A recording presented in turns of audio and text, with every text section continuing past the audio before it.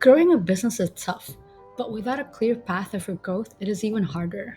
This is why in this video, I would like to cover the concept and the practical application of a growth model.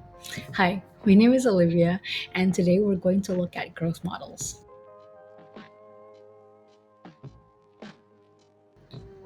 Before we dive in, let me tell you what growth models are usually used for.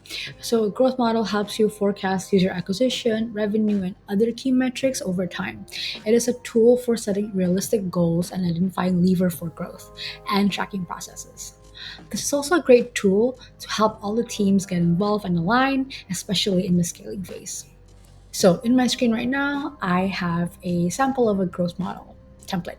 So our growth model here goes from top down, meaning we have a number of users coming into our website, or coming into our ads, and then coming into our website, and then eventually following our funnels.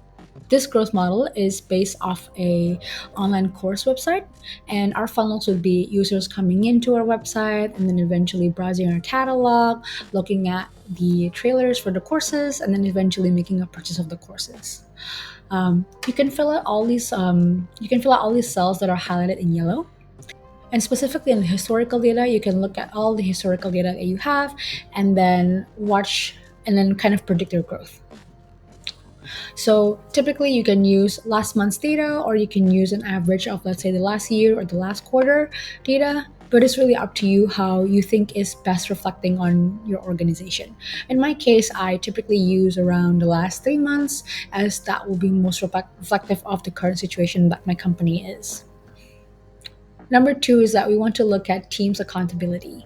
So each team is given the assumption from our historical data, and our goal is to continuously improve certain conversion rates to maximize our growth. However, there's also one thing to remember is that our growth will only improve to a certain extent, so we have to be realistic when we are setting our goals. We also need to make sure that we check our data monthly to see if our assumption holds true, and in the future, if it doesn't hold true, we can always refine the model.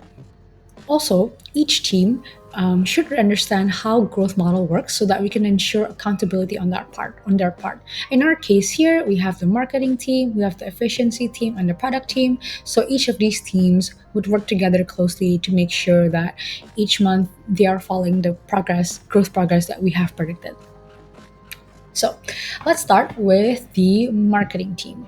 Here, as you can see, what we wanted to do was we wanted to increase advertisement spend by 10% each month. So here you can see I added 10%, and that is for the growth that we want to experience. 10% out of 100,000 would be like 110,000. And here we are assuming that because we also increase our ad budget, we also make sure that our branding is good, and therefore we also have an increase of the organic users. So in this case, we have $100,000, and then we know that for sure every month we have about 2 million from this 100,000, because each dollar spent we get about 20 impressions, and then from these 20 impressions, 30% of them would actually click on our ads, and then eventually landing to our landing page. And then we can see here organic users is worth about a quarter of that, and then because we assume that our branding is going to be better in the future, we also make sure that it is also constantly growing. So with that being said, in our historical data, we have about 750K users coming into our website. But then in the future, we will also see that progress depending again on how much money we are spending additionally each month for our advertisements. Make sure that your marketing team understands that we want to make sure that these can click through it for the ads are holding constant.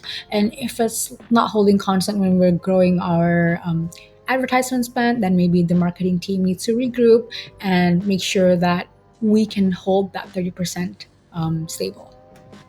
Next is with the web analytics, which is the efficiency team. Their goal is to make sure that when users who are already interested in coming into our platform, as we know from this advertisement, they go ahead and browse our catalog and eventually watching a trailer. As you can see here from our historical data, we have about 49,000 users from the 750,000 users that we have, which gives us a conversion rate of about 6.5. And we want to make sure that we want to increase that every month moving forward. Now, there are several ways of the efficiency team being able to do this. Namely, one of them is maybe designing each individualized landing pages depending on the advertisement that user click on, or maybe making sure that the trailers are easily accessible, or also making sure maybe that our catalog is displayed in a carousel style so that users can navigate through our catalogs easier. So again, the efficiency team's job is to make sure that when users do land on a landing page, it is interesting enough that users would continue their path into browsing our catalog or also watching a trailer. Now, you might be wondering why we are using browsing a catalog until watching a trailer as the event that the efficiency team must improve. It is because we find out that when users are browsing through our catalog and then they are watching our trailer, it is very likely afterwards that they would make a payment of the courses, because at that point they're already invested, they are already interested in doing so. So whatever event that you eventually put up here with the efficiency team, make sure it is the detrimental event that could lead to a purchase. As you can see here in our product team section, we have 49,000 users who eventually watched the trailer, and then we have 13,500 users who made a purchase. So here we can see that the conversion rate is 27.5%, and every month what we wanted them to do is they need to improve that conversion rate. So how would they go about doing that? They might work together closely with the efficiency team to make really just eye-captivating trailers, and also improving their online courses, meaning that the courses that they create are very useful and on target and on brand with the ones that we are selling. That being said, as you can see from our model here, we have 10% increase every month in our marketing budget, which results to about 130% increase in our marketing budget over the next 10 months. But with that being said, also, we are increasing our revenue by 4 times. And you can see that growth in our MER here, where for every dollar that we spend, in the beginning, we earn about $4.73. But towards the end of month 10, we have, for every dollar we spend, we get about 850 in revenue. This model here will not be linear because what we're trying to constantly improve is for every section, right? We don't just go and say, okay, let's increase budget by 10% and then see if our revenue increased by 10%. Rather, every team has their own tasks to do in order to improve our product, in order to improve our marketing, and in order to improve our users experience. So this is our template of the growth model. And a good growth model is where we always check our achievements and success rates against the predicted one.